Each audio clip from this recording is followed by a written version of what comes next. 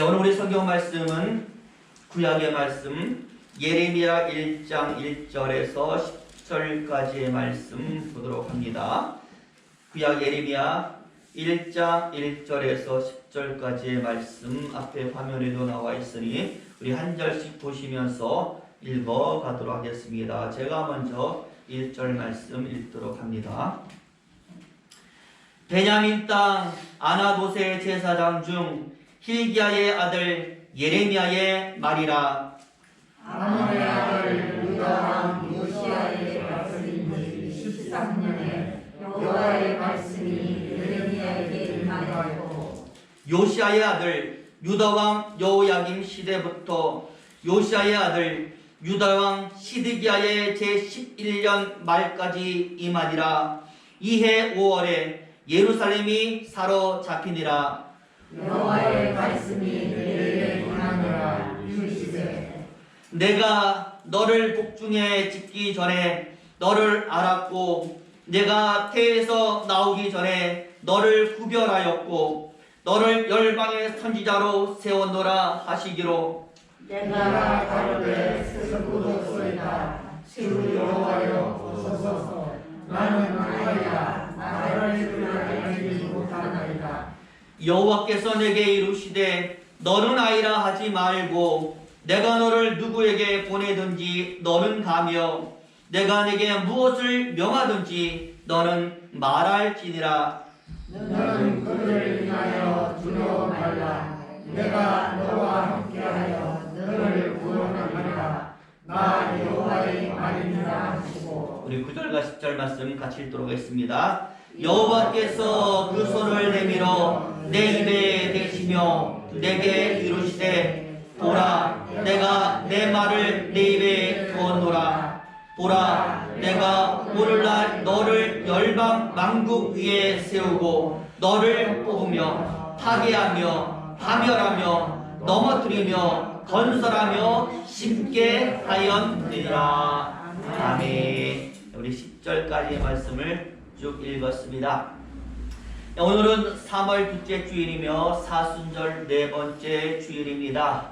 예수님을 깊이 생각하는 주간이 계속되고 있죠.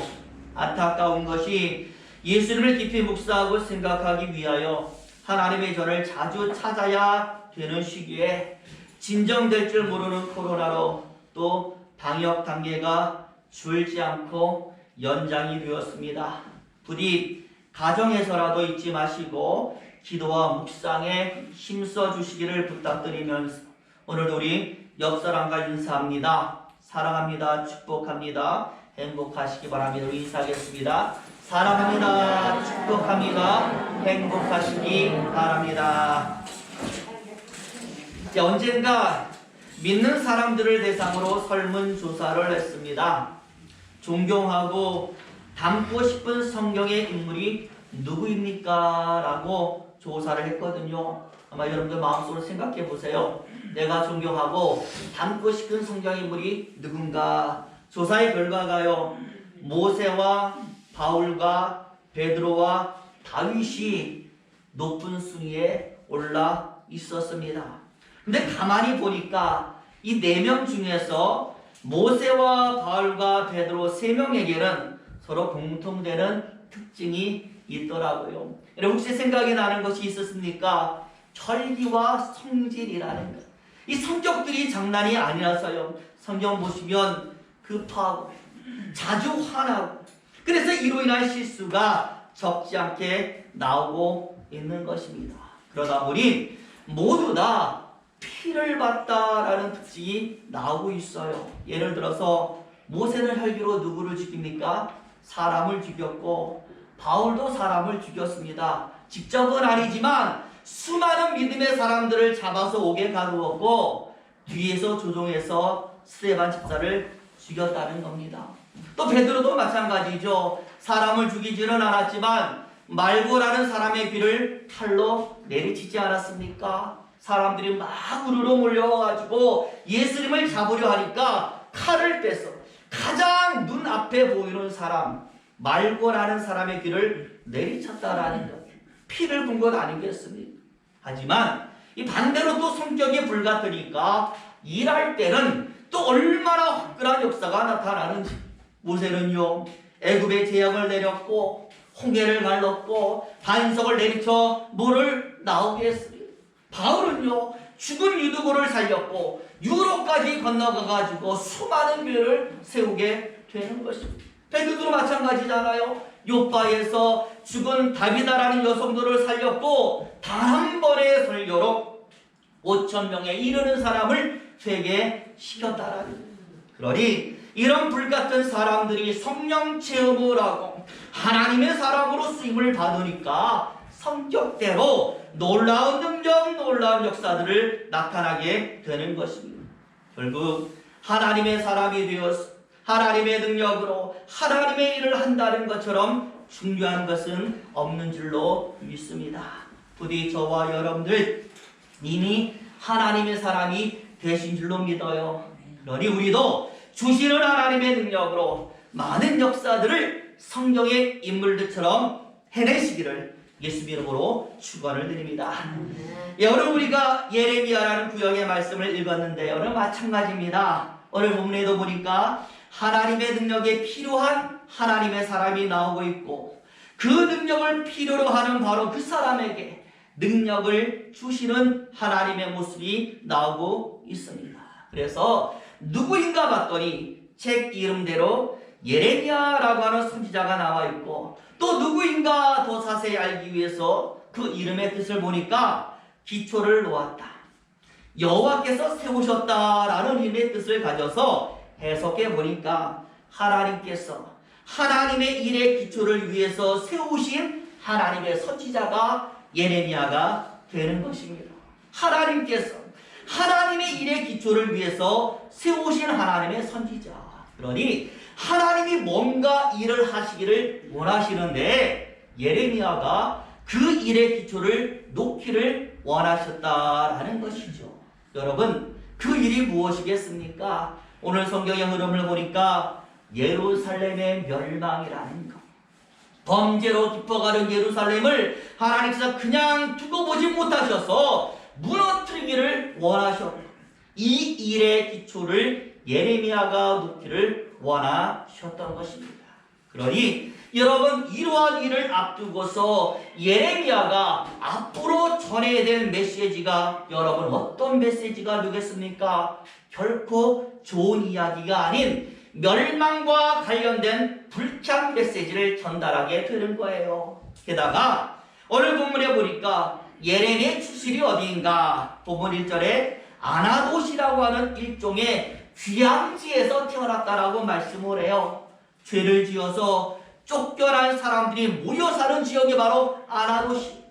그런데 그 지역의 제사장 가문 hilkiah의 아들로 태어났습니다. 사람들이 생각할 때요, 이 예레미야가 죄인은 아닐지라도 죄를 지어서 쫓겨난 지역에 사는 제사장 가문의 사람이네 라는 선입관이 나와 있으니까 결코 좋은 출생이라고 볼 수는 없는 것입니다. 그러다 보니 출생도 좋지 않습니다. 그 전해야 될 메시지도 좋지 않습니다. 환영받지 못하는 선지자가 예레미야가 되었던 것입니다. 그리고 오늘 우리가 읽은 1절에서 6절까지의 내용이 바로 이 내용인데, 그러니까 출생도 좋지 않고 시대적 상황으로 전해야 될 메시지도 좋지 않은 예레미야가 선지자로 사명을 딱 받으니까 부담감이 오는 겁니다. 심리적인 압박이 너무나 대단해서 하나님, 저는 할 수 없어요. 능력이 없어요. 힘이 없어요. 6절에 나오지 않습니까? 우리 한번 읽어볼까요? 6절 말씀 보여주시죠.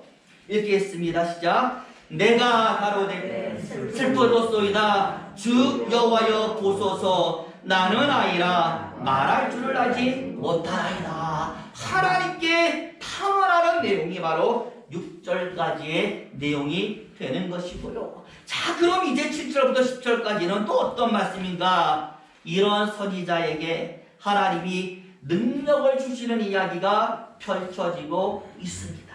그러니까 능력이 필요한 사람에게 능력을 주시는 하나님의 모습, 오늘 본문에서 가장 중요한 부분이 되는 것이죠.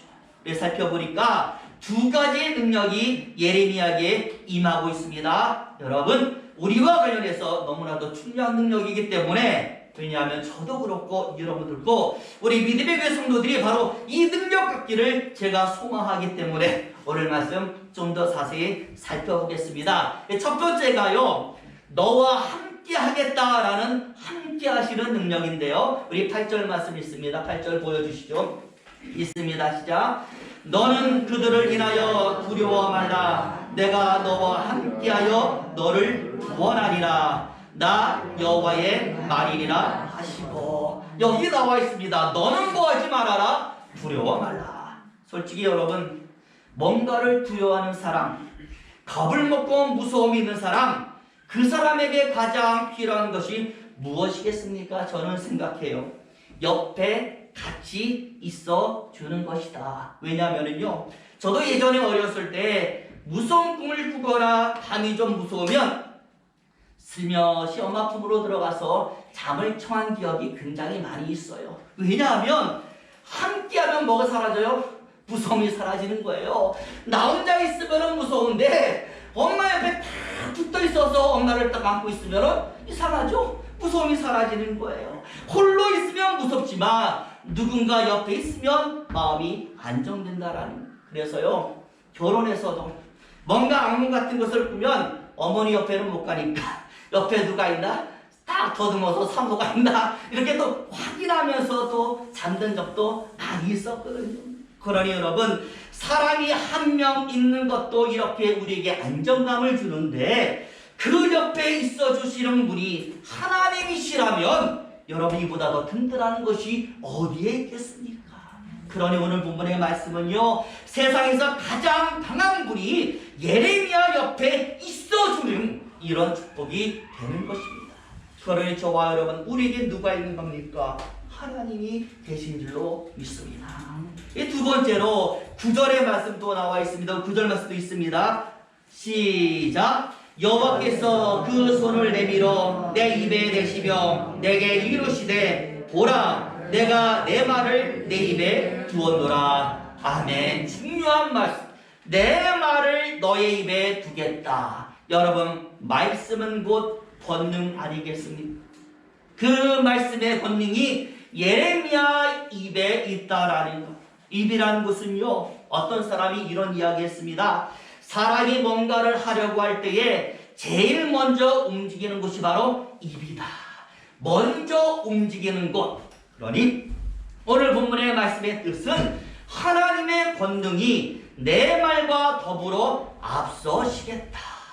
무엇을 하든 그 권능이 앞서 나가는 것. 그러니 여러분, 생각해 보세요. 내가 무언가를 할 때마다 하나님이 먼저 앞에 나가서 일을 하십니다. 그 일이 되겠습니까? 안 되겠습니까? 되는 줄로 믿습니다. 내 말과 더불어 능력이 나가는데 무엇이든 하는 인생, 되는 인생, 그 인생에 대한 축복이 지금 예레미야에게 약속이 된 것입니다. 이것을 주석가들은요, 이렇게 정리해 놓았어요. 말의 권능과 책임져 주시는 권능과 정리해 주시는 권능이라. 하나님이 미리 앞서서 정리해 주시는 거예요. 굉장히 큰 권능 아니겠습니까? 부디 저와 여러분, 이것이 필요하기 때문에 이 능력 받으시기를 예수님 이름으로 축원을 드립니다. 어떤 사람이 생수를 만드는 공장에 견학을 갔어요. 그 시설이 굉장히 거대해서 놀랐는데요, 이 단순하게 물을 가져와서 포장을 하는 것이 아니라 엄청나게 세시한 관리 속에 물이 만들어졌습니다. 일단은요, 맑은 수원지를 얻기 위해서 시골에서도 아주 깊은 산속이나 계곡 같은 곳에 자리를 잡아야 되었고, 또 지하수에 있는 물을 딱 끌어들이기 위해서 땅속 깊은 곳까지 파이프를 심어야 되는 거예요. 그런 다음에 아무리 1등급의 물을 구했어도 이게요, 아무 병이나 아무 곳에 아무렇게 또 담으면 안 되는 것이라서 철저하게 뭐해요? 관리를 하는, 오염 상태를 검사하고 이물질 검사를 거치고 철저하게 살균 처리를 한 페트병 안에다가만 담는 것이에요. 그리고 얼마나 엄청나고 세시하게 관리를 하는 것입니다. 그래서 이 사람에게 이 관리자가 가서 물어보는 거예요. 왜 이렇게 세심한 관리를 하는 것입니까? 아주 당연한 답변이 들려오는 것이죠. 뭐라고 말하느냐? 사람이 먹는 것이잖아요. 여러분 뉴스 보셨어요? 중국의 그 배추 절이는 거, 아주 흙탕물 속에 사람이 벌겋게 들어가가지고, 야, 그거를 우리가 사 먹는다고 생각하니 이게 어떻게 입에 들어가겠습니까? 사람이 먹는 것인데 그렇게 관리하면 안 되는 거예요. 그러니 이 사람들이 말하잖아요. 사람이 먹는 것인데 어떻게 세심하게 관리하지 않을 수가 있겠습니까? 모든 사람에게 반드시 필요한 것이 물이고, 누구나 매일 마셔야 하는 중요한 자원이기 때문에 철저한 관리를 한다라는 것, 사람에게 필요한 중요한 자원이라는 것. 저와 여러분, 오늘 하나님이 예레미야에게 이렇게 세심한 인도와 응답과 능력을 주시는 이유가 저는 바로 이것이라고 생각합니다. 예레미야는 하나님의 사람이기 때문에 하나님에게 진정으로 필요한 하나님이 쓰시는 중요한 자원이기 때문에 하나님은 예레미야에게 필요한 능력을 주셨고 세심하게 관리하시고 관심 가지시고 인도하고 계셨던 것입니다. 저와 여러분도 마찬가지인 줄로 믿습니다. 예레미야 같은 하나님의 사람입니다. 하나님이 쓰시기를 원하시는 하나님의 사람입니다. 똑같이 관심 가지시고 인도하시고 관리하고 계시지 않겠습니까? 나를 관리하세요. 나를 정말 관심 가지시고 인도하세요. 필요한 능력 반드시 주시는 것입니다. 그러니 우리의 인생을 미리 앞서서 정리해 주시는 분은 바로 하나님이 되는 것입니다. 그러니 저와 여러분, 우리가 해야 될 것은요, 이 정리된 인생을 따라가는 것이고요, 하나님이 지시하는 것 놓치지 않고 그대로 행하는 것입니다. 그래서 오늘 본문에도 하나님이 그 뒤를 이어서 무엇이라고 말씀하느냐면 7절의 말씀 같이 있습니다. 또 7절 보여주시죠. 읽습니다. 시작. 여호와께서 내게 이르시되 너는 아니라 하지 말고 내가 너를 누구에게 보내든지 너는 가며 내가 내게 무엇을 명하든지 너는 말할지니라. 아멘. 내가 너를 누구에게 보내든지 너는 가며 또 내가 내게 무엇을 명하든지 너는 말할지어다. 하나님이 말하시면 어디든 가겠습니다. 하나님이 명하시면 무엇이든지 내가 똑같이 말하겠습니다.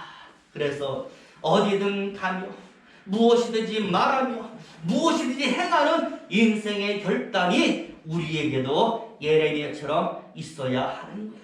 하나님이여 무엇이든지 말씀하소서. 마찬가지입니다. 우리를 성경이 사도요, 제자요, 성도라고 말하고 있는 것은 예수님의 이름을 그대로 따르는 사람이기 때문에 그렇게 부르는 줄로 믿습니다. 무엇을 하든 예수님이 가신 그 길을 그대로 가는 것이고, 예수님이 하신 말씀 그대로를 같이 말하는 것이고, 예수님이 보이신 행동 그대로를 같이 행하기 때문에 우리는 사도고 제자고 성도가 되는 것입니다. 바로 오늘 설교 제목 그대로가 되는 거예요. 가고 말하고 행하는 인생. 그래서요, 저는 여러분들에게 오늘 이 설교 제목에다가 예수님이라는 세 글자를 붙여가지고 예수님이 가신 곳을 같이 가고 같이 말하고 같이 행하는 저와 여러분 되셔서 오늘 예레미야가 받았던 그 말의 권능, 책임져 주시는 권능, 정리해 주시는 권능을 다 받으시기를 예수님 이름으로 축원을 드립니다. 기도하겠습니다.